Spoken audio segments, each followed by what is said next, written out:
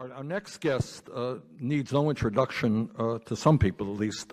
Dr. Don Berwick was trained as a pediatrician and served in the Obama administration as the Director for Medicare and Medicaid Services, the head of CMS. Don, let me ask you, start off with a simple question. You ran Medicare, you ran Medicaid for the United States of America. My understanding is that the administrative costs for Medicare are somewhere between 1 and 2%. Administrative costs for private insurance vary 11 to 15, 18%. Why is Medicare so much more cost effective than private insurance? Because the only thing we're trying to do is stand up for the Medicare beneficiary. No billboards, no high salaries, the complexity of the system just isn't there. It's simple. I spent the bulk of my career, I'm a pediatrician, but most of my career has been spent trying to figure out ways to improve quality and lower cost in healthcare all over the world, not just the U.S. And what we got here is insane. It's not a medical term. We are, like you said, double the next most expensive country. Our life expectancy is 31st in the world. Our infant mortality is 38th in the world. We have an underperforming system at extremely high cost. And this, you heard from the business side what that does to business. What it does on the public side, you know better than me, Senator. But in my state, Massachusetts, every line item in the state budget has gone down steadily in 2 decades.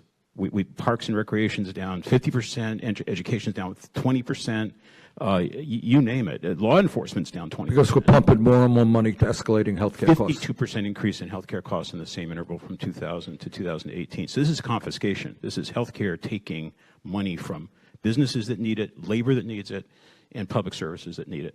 And it's wrong. And all right. Let me ask you this. You ran Medicare for the Obama administration. Medicare is, in fact, the most popular health insurance program in the country. Is there any reason, in your judgment, why we should not expand Medicare, which now covers people 65 and older, to every man, woman, and child in this country? No, there's no reason. It's just will. Running Medicare, I didn't run Medicare for all, I ran Medicare for Medicare, but it's a privilege. You get to go to work in the morning, there are 50 million Medicare beneficiaries, 60 million or 70 million in Medicaid, and you figure out what they need. And it just makes sense.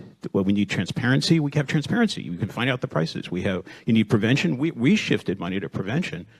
Before and since the Affordable Care Act, you need chronic disease care, you need a nutrition program. Medicare can do it.